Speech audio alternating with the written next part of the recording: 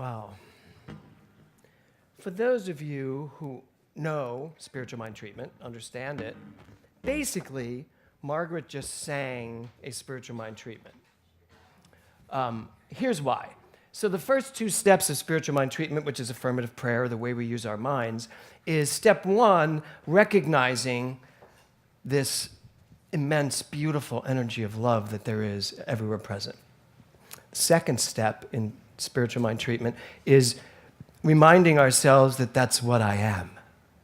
So 1 and 2 is understanding this is all there is, and that's all that I am. All of that is what I am. There's step 1 and step 2. And Ernest Holmes said, if we were to literally bathe ourselves in those 2 steps, we would never, ever go again in any way, shape, or form without exactly what it is we desire. Because from step 1 and step 2 comes step 3, which is our declaration. You get me to the place that Margaret just was, and I can speak my word, and the universe brings exactly what I speak into it. That's step 3, is I declare my good. And step 4 is what we're talking about this month, which is gratitude. So these steps don't have to be in order. And in fact, I love that I'm grateful for the sun that bathes me. I'm grateful for all of this. And then later in the song, she talks about, and I'm grateful that when I reach inside and realize that I am all of this, that's when the modulation happened, in case you weren't paying attention. Right? And then, go inside, and now we modulate. I know it even more. That's what a modulation is. It's not just a Barry Manilow tool. A modulation is when we suddenly get it. It's like, no, it's got to be even higher. Just figured that out. So that's what she just did for us. She took us to that place inside of each of us where we got it. That's spiritual mind treatment. That's this philosophy. So the title of my talk today is Let's Talk About You. And the affirmation is gratitude starts with me. I am grateful for who I am. Who I am. That's the thing, everyone. I am grateful for who I am. Well, change those words around. Who am I? If you're going to be grateful for who you are, and I know you can do your lists of the millions of reasons why you're grateful for who you are, but there's only one thing that really matters in that equation, who I am. I am, as Margaret sang, the very presence of the divine energy of love, and I'm grateful for that. So that's what this month is all about. So Ernest Holmes said this, the mind of man is continuously unfolding into a greater recognition of its real plan in the creative order of the universe. So the mind of man is continuously unfolding into the greater recognition of your real plan in the unfoldment in the creative order of the universe, okay? So what is the real plan for you? Not the mind of man, not the plan for mankind. What is the real plan for Corinne Draper? Right? I'm looking right at her. What is your real plan in life? It's not always the plans you're making. What's the real plan for you? You show up here on a Sunday for spiritual nurturing, for spiritual food, to commune in this beautiful energy that we create every Sunday. But what's your real plan? What's the real motivation for you in this universe? Why are you here? I know these are big questions, and we can't answer them in these next couple of seconds, or can we? We actually can. But then once you answer it, that's where the journey starts. So, who am I? So, about 25 years ago, first of all, the idea of a plan, I forgot to mention that. So, is there a divine plan? Is there a plan for you? A specific plan for you? Specific, no. Is there a plan for you? Yes. The plan for you is that you will always evolve into your highest and better self. That's the divine plan. And if you know that and allow that, the universe, it's just going to take you into that great plan. So about 25 years ago, right now, right in Thanksgiving season, right before Thanksgiving, I would say dragged, but I didn't have to be dragged, but I was brought to a religious science church. I've told this story before. I went to Unity. I was a Unity member in New York City, Eric Butterworth, Never got around to going to hear, at the time, when I first went, it was Raymond Charles Barker, then Stuart Grayson. I never got there to hear any science of mind. I only did Unity. Unity worked for me. Until 25 years ago, I was taken to a religious science church, the Los Angeles Church of Religious Science, and Dr. David Walker. And I walked into that center, that church. I walked into that ballroom. It was at the Scottish Rite building. And there were like 100 people, I think, maybe. This was Dr. Walker's beginning of his ministry. And most of them were like Broadway actors. I was like, oh, so it's Our Lady of Musical Comedy here. Great. So I went in and I sat down, and then he started that day, as he started many of his days, the same way Ernest Holmes started all of his talks, with this quote: "There is a power for good in the universe greater than you are, and you can use it." There is a power for good in the universe greater than you are, and you can use it. So 25 years ago, I just realized this week, 25 years ago, that sentence came into my life. Just that sentence. Then I spent I barely missed a Sunday. Even when I was the artistic director of a theater in Texas, I would fly home on Sunday night and be in class Monday for my ministerial training. I would not miss a Sunday with David Walker unless I had to be out of town working. And in those days, there was no access to it. You couldn't go out of town and still watch it. Y'all can watch me every Sunday. And everyone out there. So we've really evolved into a great place. But back then, it was just, you'd go on Sunday, you'd get your spiritual food, and then if you were smart, you'd go take the classes, which is when it really bubbles up. So 25 years ago, I heard that. Kevin and I heard that together, sitting there listening to David speak. And I know that when we drove home that day, we both said, this feels like a very different interpretation than we're used to at Unity. This feels like we're stepping into something new, something exciting. There is a power for good in the universe greater than you are, and you can use it. Well, that was 25 years ago. Since then, this quote has evolved, certainly for me. And I want to evolve it today for you, because this entire month is about you. It's about you remembering who you are, yes, but it's about you not just remembering who you are, but once remembered, acting from it, living from it, actually letting what this teaching can do for you, do for you. Because I'm not the same person I was 25 years ago when I walked into that church with Dr. Walker. I was extraordinarily arrogant at that time. Hard to believe, but I was. I thought I knew everything. Now I know everything. But then I thought I knew everything. There's a big difference, by the way. When you think you know everything, it's usually because you don't know nothing. When you know everything, you remember who you are. And you know that deep within you is every answer, and you don't have to go out and find it anymore. You need to tap into it. That's the difference in me. That's who I went from to. Am I still the renegade that walked into David Walker's church? Oh, more so. Because I understand that this teaching is a live, liquid, fluid teaching that needs to be moved forward at all times. Anyone who gets in my way of moving this teaching forward, well, I wish them the highest and furthest. Because I know what my job is, to take what Ernest Holmes brought to life and continue to evolve it. This man said to us 50, how many years ago was that? 60 years ago. He said, if you're still studying what I'm writing on these pages, 50 years from now, you missed what I was writing.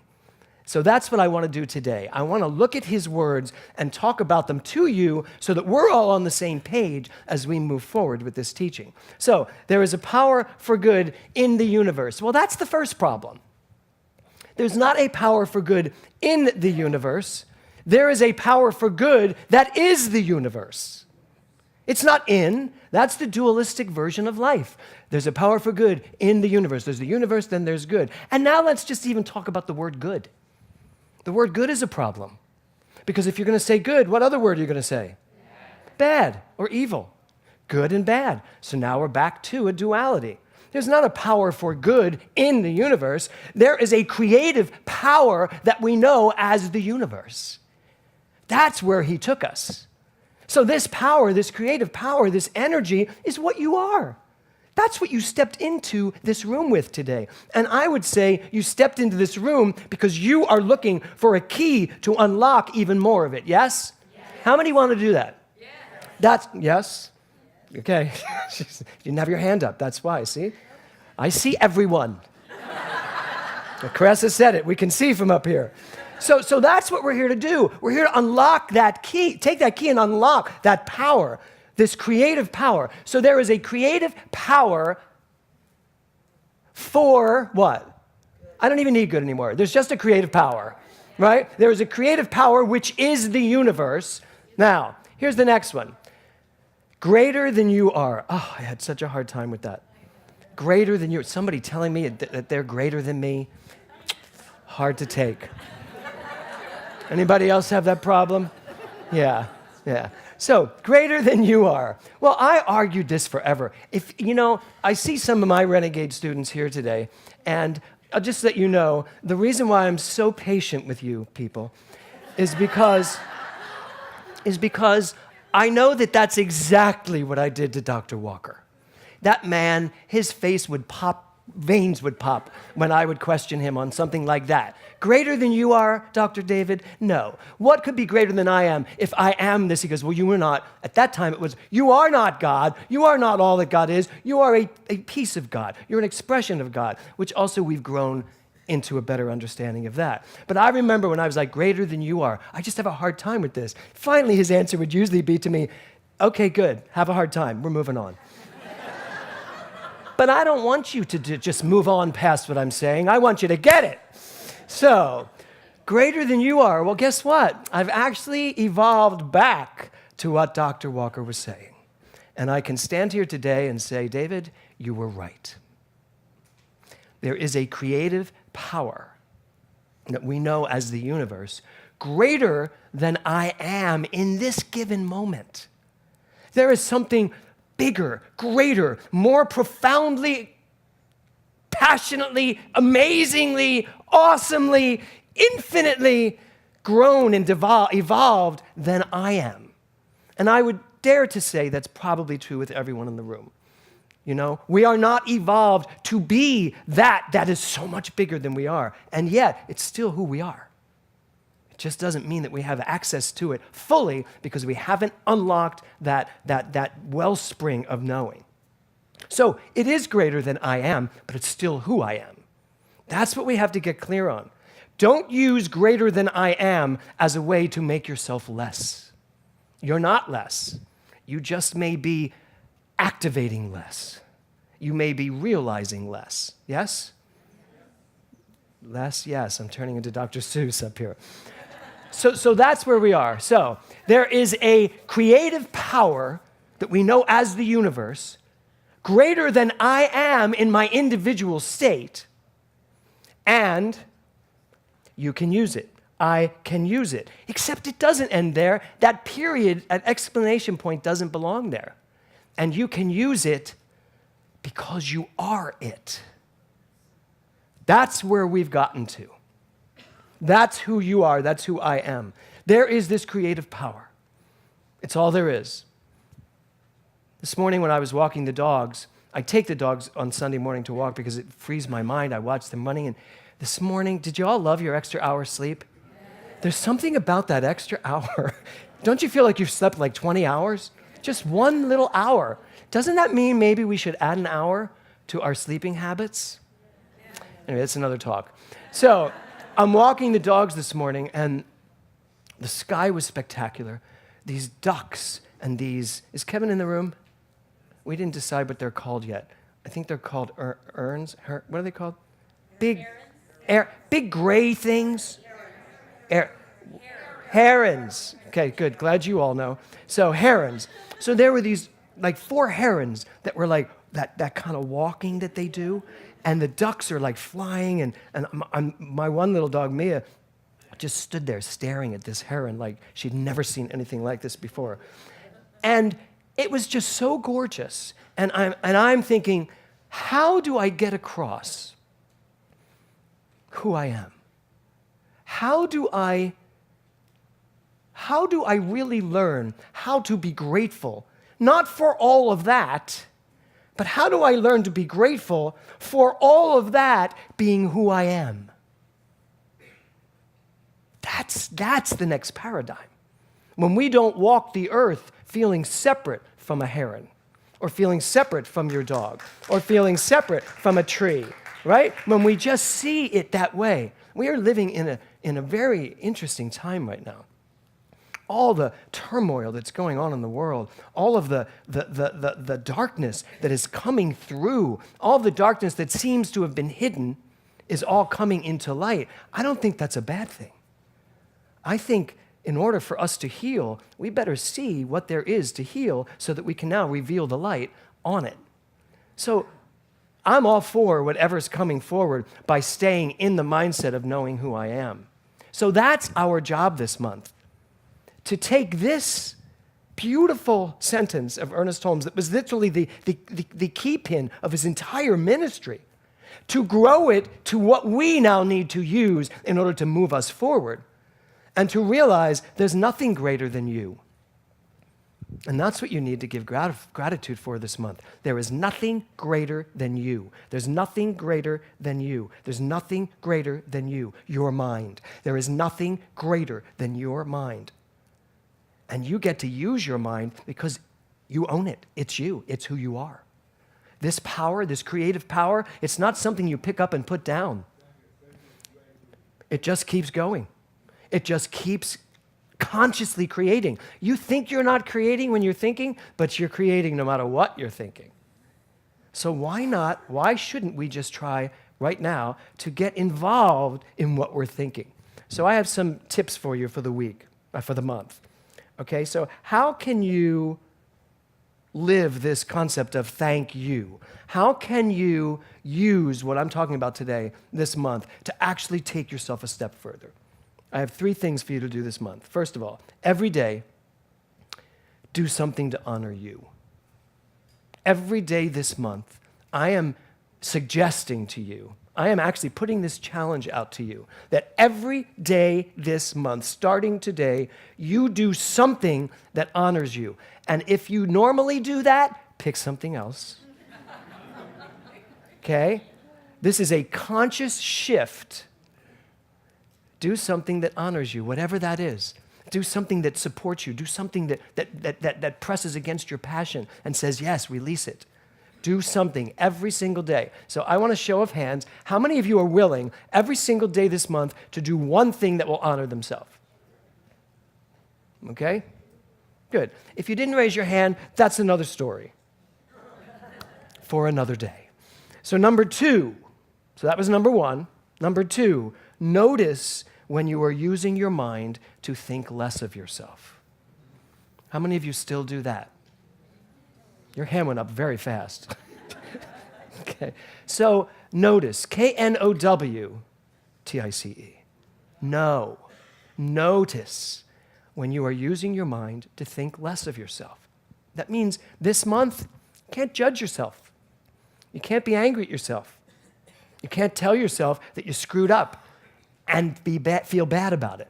Because guess what? If you screwed up, I screw up. I know it's hard to believe, but there are moments when I do things that I wish I had done it a different way, but I don't beat myself up. I just say, I should have done that a better way. I could have done that better. If I need to do something to resolve it, I do, instantly. I do not live with it. I don't let it become a part of me. So this month, that's number 2. Notice when you are thinking less of yourself. And that also goes to the people around you. If you hear people around you putting you down, get them out of your life probably, but if that's happening to you, you're still equal to it somewhere in mind. It means you need to go into mind and find out, where am I doing that? Because I'm still attracting that into my life. I guarantee you won't find it. You clear it out of your mind, and not only won't you find it anymore, you won't even notice it if it happens because it's just not on your radar. And then no one will get a kick out of it, and they'll move on. So that's number 2. Notice when you are thinking less of yourself and change it. And number 3, and this is maybe the most important one, create or expand a spiritual practice that will help you remember who you are. whatever that is. Now, I know a lot of you say you have spiritual practices, and I know you do. So you may need to expand it. I would like you to find some way this month, every day, to, number one, do something that honors you. Number two, every day, pay attention to where you're using your mind. And number three, find some spiritual practice that sets it up for you, exactly what Margaret's saying. Find some spiritual practice that allows you to tap into all that you are. Because there is a creative power that we call the universe that is not only mine to use, but is who I am. And when I get that, when I know that, everything changes. When I know it and stay steadfast in knowing it. So here's your chance this month. Your chance this month to focus on you, no one else. It's not about them. It's about you. Everything that's happening in your life is about you. We do not believe in victims and perpetrators. In this day and age of victims and perpetrators showing up everywhere on the newspaper, on the news, you can't turn anywhere without hearing about what's going on in the world. Well, I'm here to tell you, all of that's real. It's happening. I get it. Those are the facts.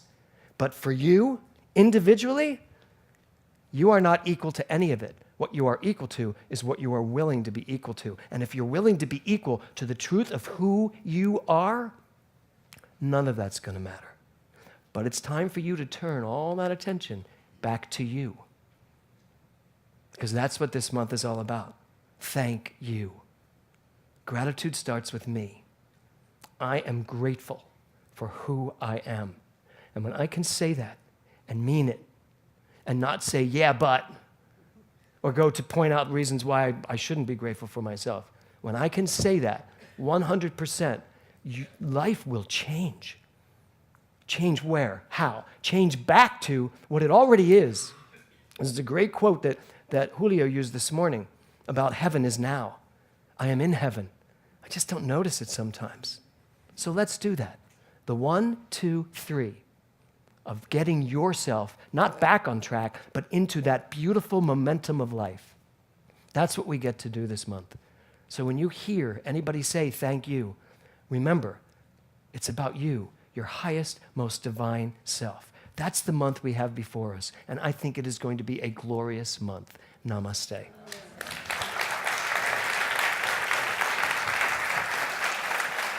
Thank you. Thank you. Thank you. Thank you.